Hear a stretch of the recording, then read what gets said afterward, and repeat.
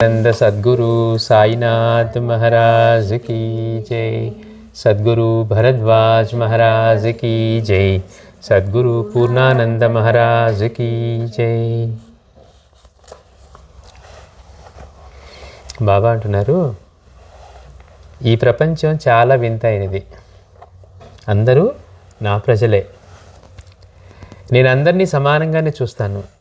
కానీ ఈ ప్రపంచం మన మధ్య నీవు నేను అనే భేదం అనే అడ్డుగోడను నిలుపుతుంది. మనందరికీ బాబాయ్ ఉన్నారు, ఈ ప్రపంచం చాలా వింతైంది, ప్రజలందరూ కూడా నా బిడ్డలే, అందరినీ సమానంగానే చూస్తాను. కానీ ఈ ప్రపంచం ఏం చేస్తుందట, మన మధ్య నేను నీవు అనే భేదం అనే అడ్డుగోడ నిలుపుతుంది. మనం చదువుకునేటప్పుడు ఏం చెప్తామంటే అంతటా ఒకే శక్తి ఉంది, లేకపోతే ఒకే ఎనర్జీ ఉంది అంటున్నాం. చదువుతున్నాం, పరీక్షలో వస్తే రాస్తున్నాం, మార్కులు తెచ్చుకుంటున్నాం. కానీ బయటికి రాగానే మనకేమనిపిస్తుంది, ఆ ప్రిన్సిపల్ చెప్పిన వాడికి కూడా, ఫిజిక్స్ పరంగా చెప్పిన వాడికి కూడా వాడికి ఏమనిపిస్తుంది అంటే వాడు వేరు నేను వేరు. ఎందుకని మన దేహానికి బౌండరీ ఉంది, నా ఆలోచనలు నేనే, నా దేహం అని అనిపిస్తుంది. అంటే వేరు అన్న భావం ఎప్పుడైతే ఉందో, ఇప్పుడు మన కుటుంబం సభ్యులతో ఎట్లా ఉంటుంది, వాళ్ళ వ్యక్తులు వేరుగా ఉన్నా మనం ఇంక్లూజివ్గా ఉంటాం, వీళ్ళు మన వాళ్ళు అని. దేహం వేరే, కానీ దగ్గరికి వచ్చేసరికి నా అంటాం. ఎందుకంటే మన ఇమీడియట్ ఫ్యామిలీ కాబట్టి, మన ఇమీడియట్గా పిల్లలు కాబట్టి. కానీ ఇంటి పక్కన వాళ్ళ దగ్గరికి వచ్చేసరికి ఏదో గోడ అడ్డం ఉందిగా, వాళ్ళు వేరే. ఎంత మనం అప్పుడప్పుడు పిలిచినా కానీ వేరనే భావం మాత్రం ఉంటుంది. బాబా అంటున్నారు, మనం ఈ దేహమే నేను, ఈ ఇంద్రియాలే నేను, నా ఆలోచనలే నేను సంపాదించుకున్నదే నేను అని ఉన్నంత కాలం కూడా ఈ భేదం అనే అడ్డు కూడా తొలగదు. మన సహజ స్థితి ఏంటి అంటే, మనం మిగిలిన ప్రపంచంలో ఈ విశ్వమంతా ఏ చైతన్యం అయితే ఉందో, మనకి కారణమయ్యిందో అదే చైతన్యం మనలో కూడా ఉంది. మనకి ఊహ రాగానే మనం చూస్తుంటాం, చిన్నపిల్లవాడికి చిన్నప్పుడు చాక్లెట్ ఇస్తే తిరిగి ఇస్తాడు. వాడు నాకు చిన్నపిల్లవాడు ఇచ్చాడు అనుకుంటాం. వాడు కొంచెం పెద్ద అయిన తర్వాత చాక్లెట్ ఇస్తే నేనేమో ఇంకోటి ఇవ్వ అంటాడు. వీడికి కూడా తెలివితేటలు పెరిగాయి అంటాం. అంటే ఏమైంది, వెంటనే అంతకుముందు వాడికి స్వార్థం లేదు, నేను నాకు కావాలి అనేది లేదు. అంటే అక్కడి నుంచి ఆ భేదం ఎప్పుడైతే నేను వేరు మిగిలిన వాళ్ళు వేరు అన్న భేదం ఉందో, మనలో సహజంగా పక్కన వాళ్ళ మీద కోపమో, ప్రేమో, అభిమానమో, ద్వేషమో, పగో ఏదో ఒకటి ఉంటుంది. ఎప్పుడు వేరు మన మీద ఎన్ని భావాలు ఉంటాయండి మనకున్నది. ఎందుకని మన నుంచి వేరుగా ఉన్న దాని మీదే నేను అనుకున్నట్టుగా ఉండలేదనో, లేకపోతే ఇంకొకటనో ఆ ప్రేమ, ద్వేషం, షడ్వర్గాలన్నీ కూడా వేరు అన్న భావం రాగానే పనిచేస్తాయి.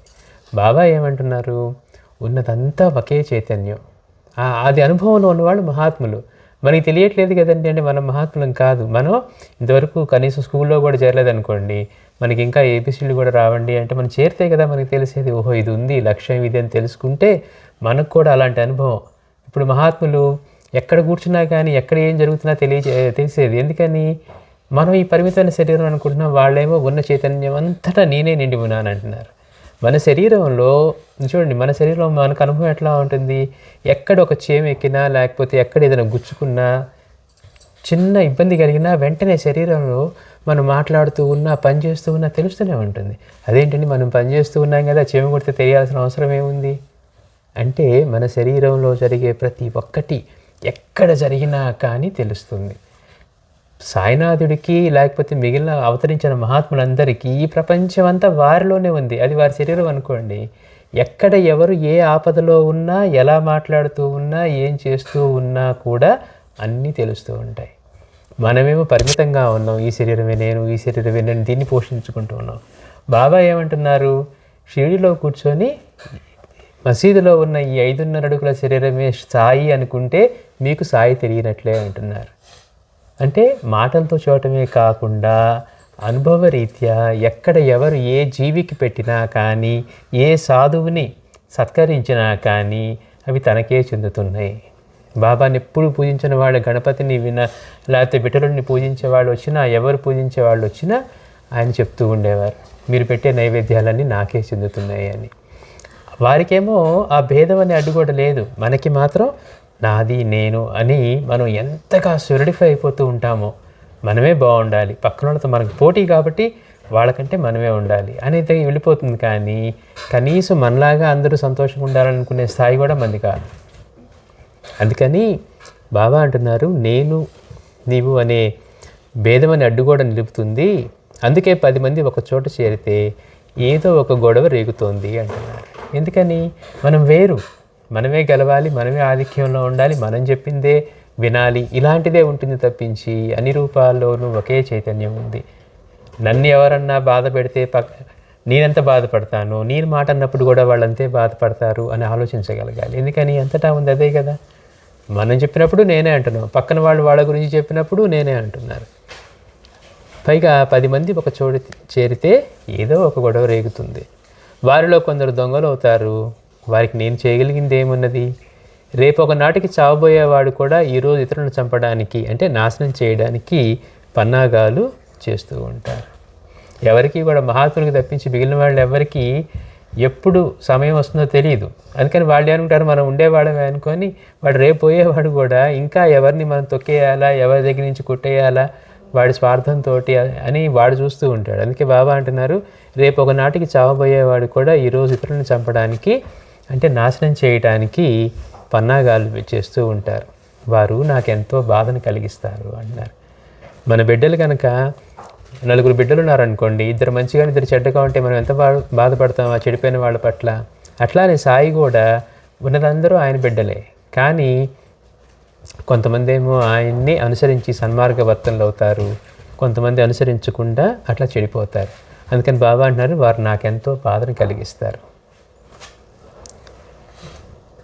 అయితే తరించే మార్గం ఏంటంటే బాబా అంటున్నారు, నీవు ఈ భేదం అనే గోడను కూలద్రొయ్యి. నేను వేరు, వాడు వేరు. ఎవరికి ఎవరు శత్రువులు? అంతా ఒక్కటే. మన మనసులో ఆ భేదం పెట్టుకున్నంతసేపు మనలో వైరమే ఉంటుంది. ఆ రూపంలో కూడా ఆయనే ఉన్నాడు, నాలోనూ ఆయనే ఉన్నాడు. మన పరిమితమైన ఇంద్రియానుభవం వల్ల, మన అజ్ఞానం వల్ల వాళ్ళు వేరు వీళ్ళు వేరని కనిపిస్తున్నారు, కానీ వాస్తవంగా అంతటా ఆయనే ఉన్నారు అని కానీ గుర్తుపెట్టుకొని మనం ప్రవర్తించగలిగితే, అందుకే బాబా అంటున్నారు, నీవు ఈ భేదం అనే గోడను కొరత్రొయ్యి. ఎవరికి ఎవరు శత్రువులు? అంతా ఒక్కటే. ఎవరైతే ఎప్పుడు నన్నే చూస్తూ, నా గురించే వింటూ, ఎప్పుడు సాయి సాయి అని స్మరిస్తూ నా యందే మనసు నిలుపుతారో వారు నిర్భయంగా దైవాన్ని చేరతారు. మరి ఈ భేదం అనే ఈ గోడ మనలో ఉంది, దాన్ని కూరద్రోసి ఆ స్థితిని పొందేది ఎలా అంటే బాబా చెప్తున్నారు, ఎవరైతే ఎప్పుడు నన్నే చూస్తూ, నా గురించే వింటూ, ఎప్పుడు సాయి సాయి అని స్మరిస్తూ నా యందే మనసు నిలుపుతారో వారు నిశ్చయంగా దైవాన్ని చేరతారు. ఎవరు బాబా గురించి చింతన చేస్తూ ఉంటారో, ఆయన గురించే వింటూ, ఆయన గురించే మాట్లాడుతూ, ఇప్పుడు మనకి పైసాకి పనికిరాని పొలిటీషియన్స్ గురించో, సినిమా స్టార్ల గురించో, లేకపోతే స్పోర్ట్స్ స్టార్స్ గురించో మనం మాట్లాడటానికి మనకే ఇబ్బంది లేదు. భగవంతుడి గురించి, ఇంతమంది జీవులను ఆదుకున్న ఆయన గురించి, మహాత్ముడిగా అవతరించి ఎంతెంతమందిని ఉద్ధరిస్తూ ఎంతమందిని సన్మార్గంలో నడిపిస్తున్న వాళ్ళని పూజించటానికి మనకి ఇబ్బంది. ఎందుకని? చుట్టూ ఉన్న వాళ్ళు అలా లేరు కనుక మనకి అవుట్ ఆఫ్ ఫ్యాషన్ అనిపిస్తుంది. ఒకవేళ మనలో పరివర్తన కలిగి చేసినా కానీ గుప్తంగా చేయాలనుకుంటాం. ఎందుకని? మిగిలిన వాళ్ళంతా ఎలా ఉన్నారు బయట అంటే వేరే విధంగా ఉన్నారు. వాళ్ళు ఎంతసేపటికి ఒక పొలిటికల్గానో మాస్టర్ అంటారు, వాళ్ళు ఒక్కడికి కూడా మేలు చేశాడని కానీ, వాడు ధర్మవర్తనుడని కానీ, వాడి సంపాదన కానీ, వాడి కుటుంబం కానీ, వాడు ధర్మంగా ఉండని తెలిసి వాడు ఎంతో అవినీతితో ఎంతో సంపాదించాడు అని తెలిసిన మనకి రాజకీయ నాయకులు ఎవ్వరూ అలా కాకుండా ఉండరు. అయినా కానీ వాళ్ళని మనం ఎంతో గొప్పగా వాళ్ళ గురించి మాట్లాడుతూ, వాళ్ళేదో నిజంగా మనకి మేలు చేసినట్టు మాట్లాడుతూ, వాడెవడో తెలియకపోయినా కానీ వాడి కోసం ప్రాణాలు అర్పించే పాప అమాయక ప్రజలను చూస్తే మనం ఆశ్చర్యం వేస్తుంది. అయితే మనం కూడా అట్లాంటి వాటిలో పడ్డామనుకోండి, అప్పుడు వాళ్ళు అమాయకులు అనటానికి మనం తెలుసుకొని అలానే ఉండడానికి ఏం వ్యత్యాసం లేదు. వాళ్ళకి తెలియకపోవడం వల్ల అన్నా ఉన్నారు. కానీ అంటే ఎందుకు చెప్పుకుంటున్నాం ఈ మాట అంటే, ఎప్పుడు ఆయన గురించి ఎందుకు మాట్లాడుకోవాలండి, ఎప్పుడు ఆయన గురించి ఎందుకు స్మరించాలి? సినిమా యాక్టర్ మనకి నచ్చిన వాళ్ళ గురించి మాట్లాడుకోవట్లే, ఎన్నిసార్లు గొప్పగా చెప్పుకుంటాం. మనకి నచ్చిన పొలిటీషియన్ని, వాడు పరమ దుర్మార్గుడు, కొన్ని వేల మందిని చంపాడన్నా కానీ వాడు మనకి ప్రియమైతే వాడి గురించి గొప్పగానే చెప్తాం. ఆ మాత్రం సాయి చేయరా? ఇన్ని జీవులను ఆదరిస్తూ, ఇంతమందిని ఉద్ధరిస్తూ, ఇంతమంది కోసం ఆయన అవతరించి, ఇంత చేస్తూ మనల్ని కేవలం మన నుంచి ఏమీ ఆశించకుండా మన శ్రేయస్సుని మాత్రమే ఆయన ఆశించి మనల్ని ఉద్ధరించడానికి సిద్ధంగా ఉన్న ఆయన్ని కాకుండా ఇలాంటివి చేస్తూ ఉంటే మనకి ఏమైనా ఉపయోగం ఉంటుందా? అయ్యో, ఎందుకు పూజించాలండి సాయిని? అందుకని బాబా చెప్తున్నారు సాధన. వాళ్ళ గురించి ఇక్కడ కూర్చొని మాట్లాడుకున్నాం అనుకోండి, పొలిటీషియన్స్ గురించో, క్రికెట్ స్టార్ గురించో, మూవీ స్టార్స్ గురించో, వాడొక్కడు సర్వజ్ఞుడు కాదు. వాడిని ఎంత పొగిడినా, ఎన్ని తిట్టినా కానీ వాడికి చీమ కుట్టినట్టు కూడా ఉండదు. అసలు వాడికి మనం లెక్కలో కూడా ఉండవు.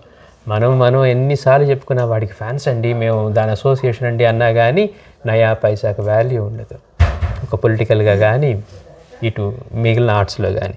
అదే సాయిని గురించి స్మరిస్తే మనం చెప్పుకునే ప్రతి మాట, ఎందుకని ఆయన మనలోనే ఉన్నారు, మన చుట్టూ ఉన్నారు, ఎప్పుడు అన్నీ వింటూ ఉన్నారు, ఎక్కడ ఆపద వచ్చినా కానీ ఆయనే ముందుంటారు. అందుకని ఎవరైతే ఎప్పుడు నన్నే చూస్తూ, నా గురించే వింటూ, ఎప్పుడు సాయి సాయి అని స్మరిస్తూ నాయందే మనసు నిలుపుతారో వారు నిశ్చయంగా దైవాన్ని చేరుకుంటారు.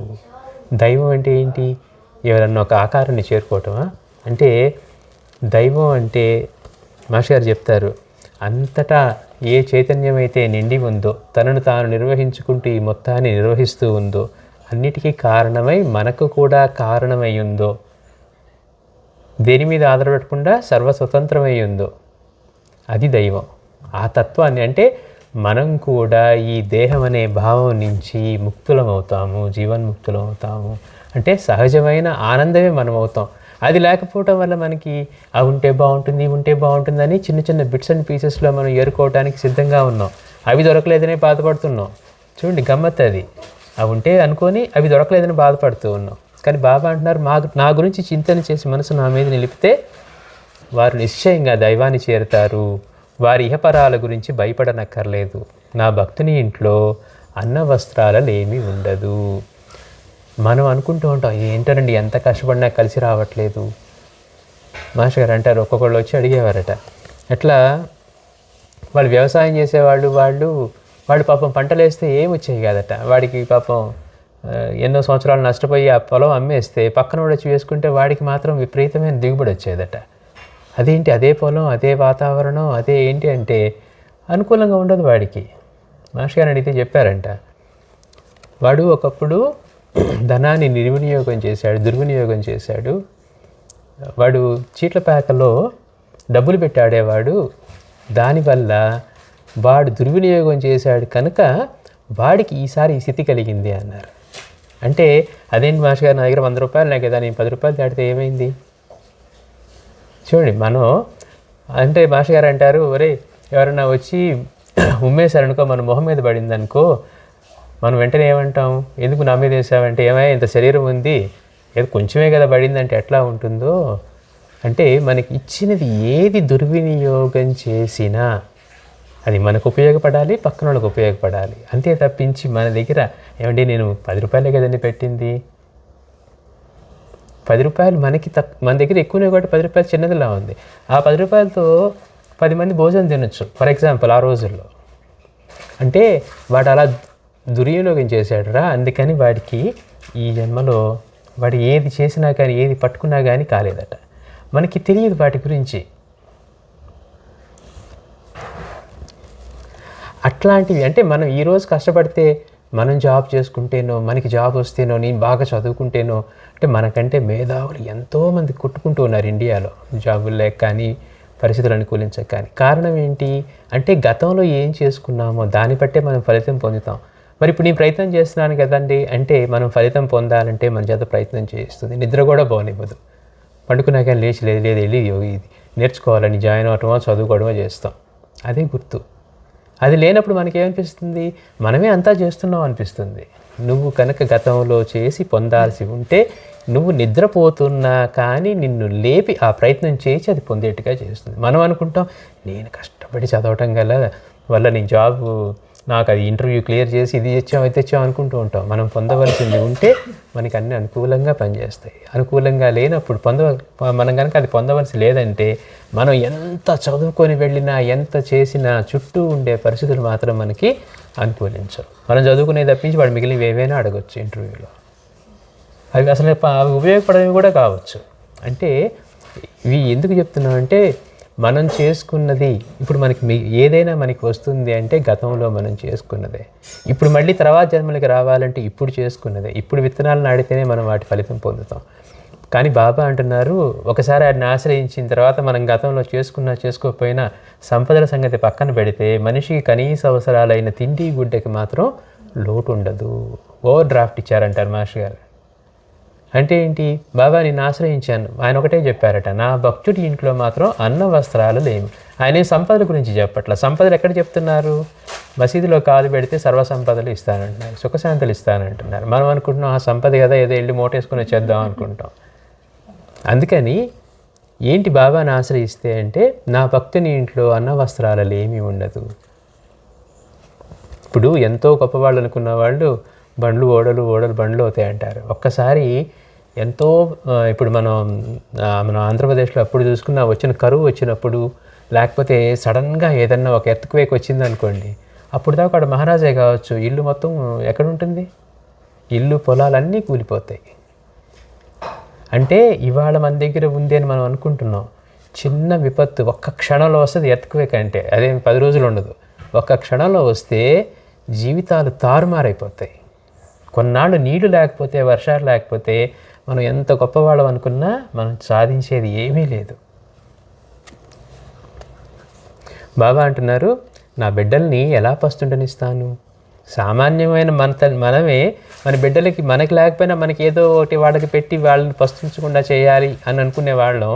మరి అందరినీ సమానంగా ప్రేమించేవాడు, అందరికీ తండ్రి అయిన వాడు, తల్లి అయిన వాడు ఆయన ఎలా ఉంటాడు? అందుకని బాబా అంటున్నారు, నా బిడ్డల్ని పస్తు ఎలా ఉండనిస్తాను? కానీ మీరు తల్లికి తగిన బిడ్డలు కావాలి. తల్లికి తగిన బిడ్డలు కండి. మీ పుణ్యము జ్ఞానము అనే మీ భాండాగారాలు నింపుకోండి. ఎందుకంటే అవి మన శ్రేయస్సునిస్తాయి. బాబాకు వస్తాయి ఆ శ్రేయస్సు, మనకిస్తాయి. నాకు అర్పించకుండా ఏమీ తిన్న వారికి నేను బానిసను. ఎన్నోసార్లు చెప్పుకున్నాం ఈ మాట.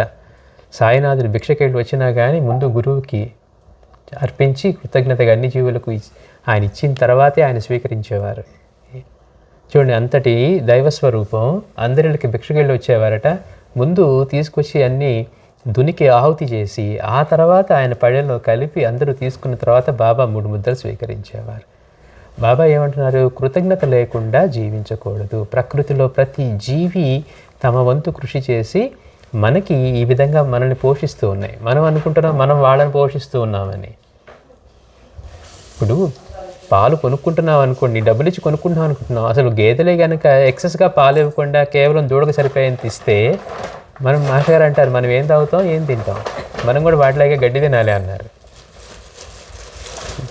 అందుకని కృతజ్ఞతగా ఉండటం అనేది మనకి ఎంతో అవసరం. బాబా చెప్తున్నారు, నాకు అర్పించకుండా ఏమీ తినని వారికి నేను బానిసను, కృతజ్ఞతతో జీవించండి. ఇది ఆయన ప్రసాదం. ఇన్ని రూపాల్లో ఆయనే సేవ చేస్తూ ఉన్నాడు అని గుర్తుపెట్టుకొని మనం ఏమనుకుంటాం, ఇది రుచిగా ఉంది, ఇది రుచిగా లేదు, ఇది కారంగా ఉంది, ఇందులో ఉప్పు ఎక్కువైంది అనుకుంటూ ఉంటాం. కానీ ఎన్ని జీవుల యొక్క సమిష్టి కృషి జరిగితే, పొలం దగ్గర నుంచి వాతావరణం దగ్గర నుంచి భూమి ఎన్ని అనుకూలిస్తే ఒక గింజ మొలిచి మన చేతిలోకి వస్తుంది. షాప్లో కొనుక్కోవచ్చు మనం. షాప్ దాకా రావడానికి సముద్రాలు దాటి మనకి ఇక్కడికి రావాలి. దాన్ని ఎంతమంది శ్రమ చేస్తే ఒక గింజ ఉడికి మన చేతిలోకి వస్తుంది. గింజ వచ్చిన తర్వాత కూడా మనకి ప్లేట్లో కావాలంటే దాన్ని వండాలంటే నీరు కావాలి, నిప్పు కావాలి.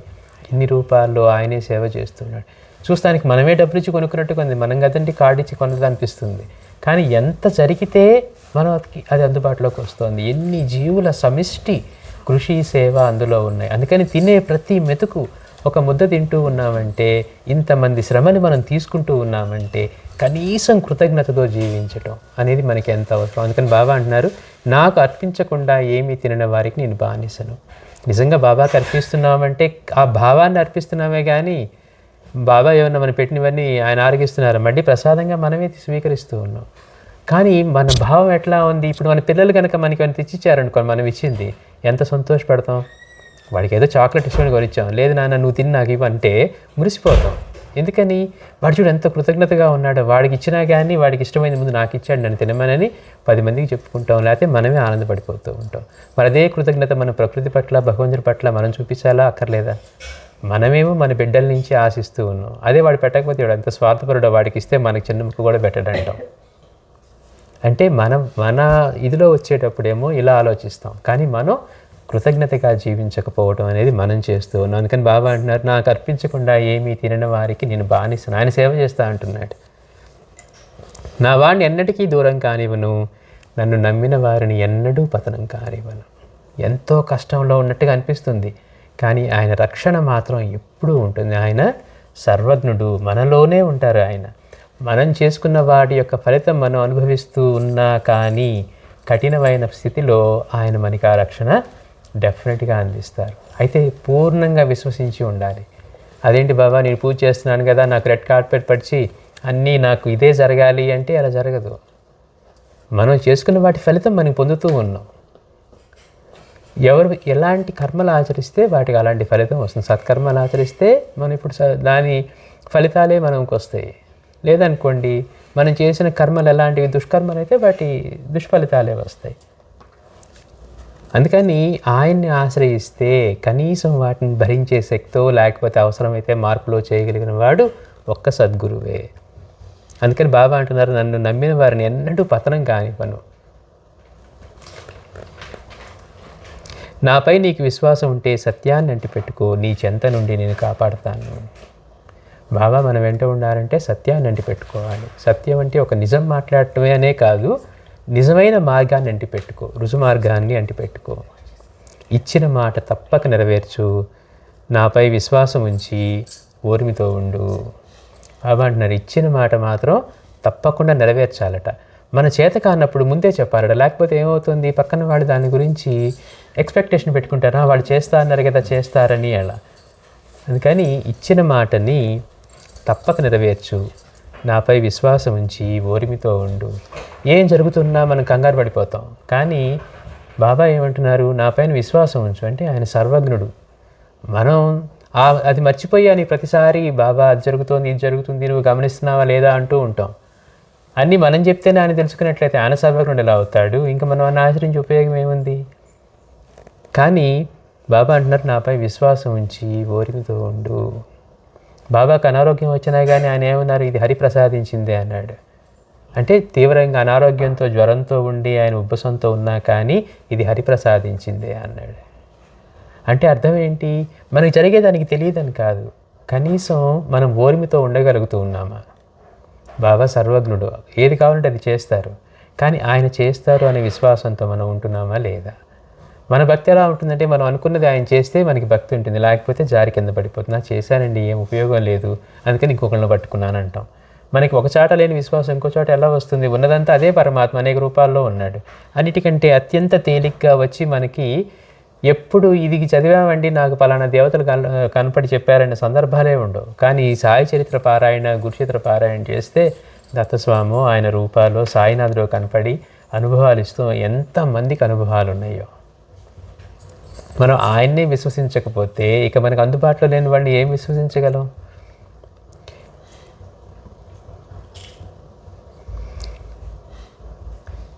బాబా అంటారు, నాపై విశ్వాసం ఉంచి ఓర్మితో ఉండు, నీవెక్కడున్నా నీ వెంటే ఉంటాను.